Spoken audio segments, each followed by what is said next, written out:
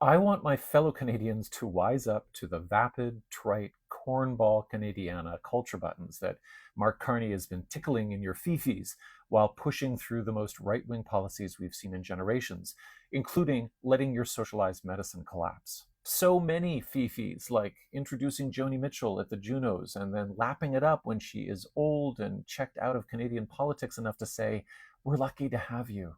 The PMO Twitter Junior summary was, quote, "The world needs more of Canada," meaning oil, missile guidance systems? No, no, no. Friendliness, apologizing, hockey, camping, grit in the frozen north, now melting, so sad, maybe Joni can write a polar bear song. And don't forget Mike Myers, Catherine O'Hara, and Martin Short. So funny. But underneath the bump, what Carney is delivering is American style austerity, executive power grabs, shitting on First Nations, scrapping of environmental protections for pipelines and data center construction, and tripling military spending.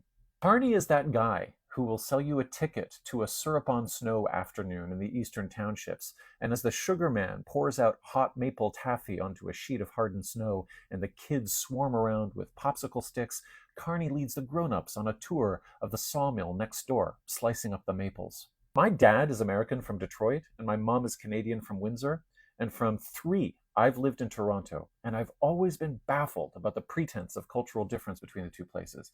And now I can say that the main difference is the morality and justice enshrined in the Canada Health Act. There is nothing fifi about the CHA. It doesn't matter whether ketchup flavored potato chips have ever turned your fingers red. Since 1972, all provinces have guaranteed socialized medicine, and in 1984, that promise was codified in the CHA. Tommy Douglas, the architect of socialized healthcare in Canada, said that this imperfect project had to continually improve and expand coverage to dental and mental health to continue to win people over to socialist values.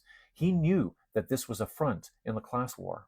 If it stayed static, costs would rise, providing a target the capitalists would use to persuade the people it was too expensive, too bureaucratic. That's happening now, as the corporate consultant premier of Alberta has created a private system that doctors can opt into if they want more money.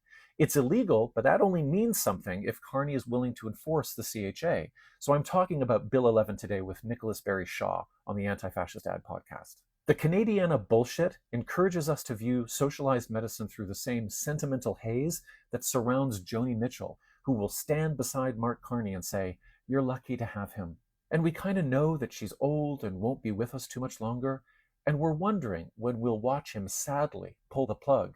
But we're also glad, because it seems like he's the nicest guy to do it.